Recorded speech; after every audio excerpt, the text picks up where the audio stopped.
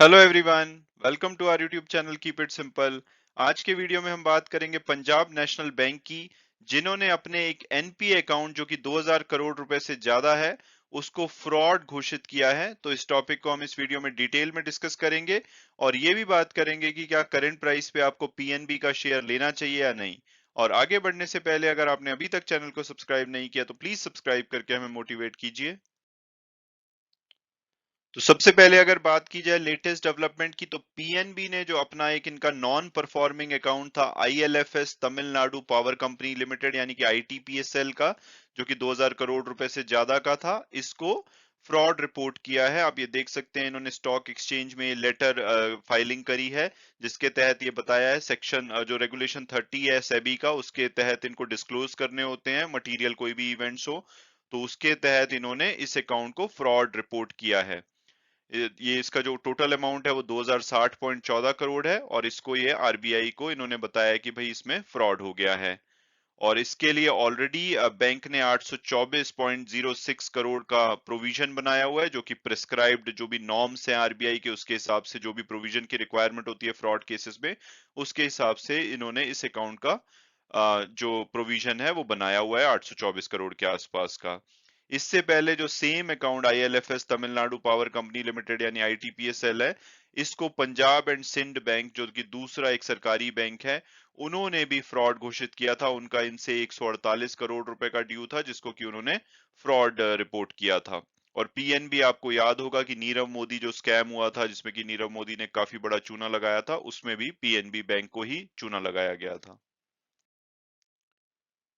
और अब अगर बात की जाए कि भाई ये आईटीपीसीएल क्या है, तो इसकी फुल फॉर्म है IL&FS Tamil Nadu power company limited.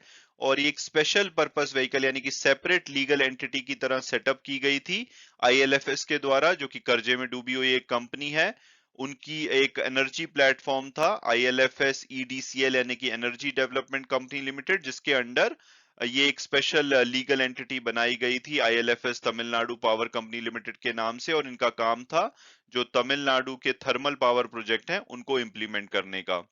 और अप्रैल 2020 में जब आईएलएफएस ने एनसीएलटी में अपनी रिपोर्ट फाइल करी थी, एफिडेविट फाइल किया था, उसमें बताया था कि इनका आईटीपीसीएल जो कंपनी है उसका 6700 करोड़ रुपए लेंडर को देना बनता है, यानी कि जो बोरोवर से उन्होंने पैसा लिया हुआ है उसको 6700 करोड़ वापस करना है।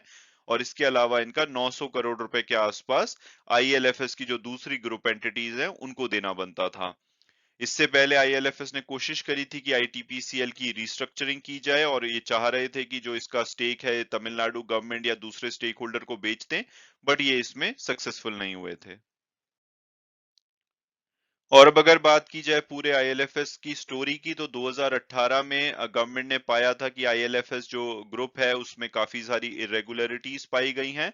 तो लेकिन जो इनकी जो ग्रुप कंपनीज हैं उनको जो फ्रॉड घोषित करने की प्रोसेस है वो धीरे धीरे फेसेस में हो रही है। बैंक को एक कोई भी अकाउंट जब भी उसमें रेगुलरिटी पाई जाती है तो उसको रेड फ्लैग करना होता है, और आरबीआई के रूल्स ये कहते हैं कि विद इन 6 मंथ्स जब भी ये नोटिफाई किया जाता है कि भाई इरेगुलरिटी पाई गई है, उस अकाउंट को डिक्लेयर करना होता है कि भाई वो फ्रॉड है या नहीं है। और जब एक अकाउंट फ्रॉड घोषित हो जाता है, क्लासिफाई हो जाता है, तो उसमें जो प्रोविजन है वो बढ़ाए जाते हैं, एक्सेलरेटेड प्रोविजंस किए जाते हैं उन लोन्स पे। और इसके अलावा अथॉरिटीज को इन्फॉर्म किया जाता है, और जो बोरोवर है, जैसे कि इस केस में आईटी पीसीएल है, वो एलिजिबल नहीं रहता किसी भी बैंकिंग सिस्टम से फंड्स रिसीव करने के लिए। तो फ्रॉड होने के बाद आप दोबारा से वो पैसे बैंकिंग सिस्टम से रेज नहीं कर सकते। हालांकि आईएलएफएस के केस में जो लॉ एनफोर्समेंट अथॉरिटीज हैं वो ऑलरेडी एक्शन में है, और इन्होंने इनकी मैनेजमेंट के अगेंस्ट भी एक्शन लिया है। और अब अगर बात की जाए कि क्या करंट प्राइस पे हमें पीएनबी का शेयर लेना चाहिए या नहीं, तो सबसे पहले अगर इसकी पास्ट परफॉर्मेंस देखें, तो पिछले 3 साल में इन्होंने 58% की नेगेटिव रिटर्न दी है, पिछले एक साल में 12% के आसपास की। तो चाहे आप शॉर्ट टर्म देखें या लॉन्ग टर्म, इन्होंने काफी ज्यादा डिसअपॉइंट किया है अपने इन्वेस्टर को। हालांकि पिछले एक वीक में इनका शेयर 3% से ज्यादा बढ़ा है। लेकिन इसके अलावा डिविडेंड की बात की जाए तो पिछली 5 साल से कंपनी ने कोई डिविडेंड डिक्लेयर नहीं किया है। तो ओवरऑल कंपनी की परफॉर्मेंस इन्वेस्टर के पर्सपेक्टिव से काफी ज्यादा डिसअपॉइंटिंग रही है। और अगर हम टिकर टेप के प्रेडिक्टिव एनालिसिस को देखें तो उसके हिसाब से इसका जो एवरेज टारगेट प्राइस है वो 41.5 आता है, हायर साइड पे 60.8, और लोअर साइड पे 22 रुपए। जो कल की क्लोजिंग हुई है वो 36 रुपीज पे हुई है, उस हिसाब से ये अपने एवरेज टारगेट प्राइस से नीचे पे अवेलेबल है। तो प्राइसिंग डेफिनेटली अट्रैक्टिव है। लेकिन अगर हम फंडामेंटल और पीयर्स एनालिसिस को देखें तो एक मिड कैप कंपनी है, 40,000 करोड़ रुपए के आसपास का मार्केट कैपिटलाइजेशन है। पी और पीबी अट्रैक्टिव है क्योंकि इनका वैल्यूएशन अट्रैक्टिव है। रिटर्न ऑन इक्विटी थोड़ी सी लोअर साइड पे है। कैपिटल एडिक्वेसी रेशियो भी थोड़ी सी लोअर साइड पे है, हालांकि जितनी रिक्वायर्ड है उतनी है। तो अगर मेरी पर्सनल ओपिनियन पूछी जाए तो मुझे लगता है कि इससे बेटर बैंक अवेलेबल है। अगर आप सरकारी बैंक में ही करना चाहते तो SBI, bank of Baroda, Canara bank, वो ज्यादा अच्छी ऑप्शंस हैं। और पीएनबी में क्योंकि पहले भी फ्रॉड्स के इशू रहे हैं और अभी तक पूरी तरह से रिकवर नहीं कर पाया है, और अब ये वाली भी जो न्यूज आ रही है ये सेंटिमेंटली नेगेटिव हो सकती है, आज इनका शेयर थोड़ा बहुत और गिर सकता है।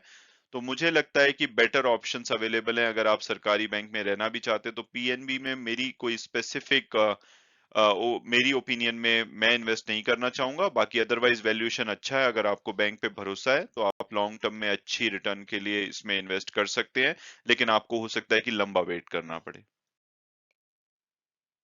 इसके अलावा वीडियो क्लोज करने से पहले मैं हमेशा की तरह डिस्क्लेमर दूंगा कि जो भी व्यूज हैं वो मेरे पर्सनल हैं। अगर आप किसी भी शेयर में इन्वेस्ट करना चाहते हैं तो अपनी फर्दर रिसर्च कीजिए, अपने जो एडवाइजर है उनसे बात कीजिए, उसके बाद अगर आप कंफर्टेबल फील करते हैं तभी आप उसमें इन्वेस्ट कीजिए। Thanks so much for watching the video and God bless you all.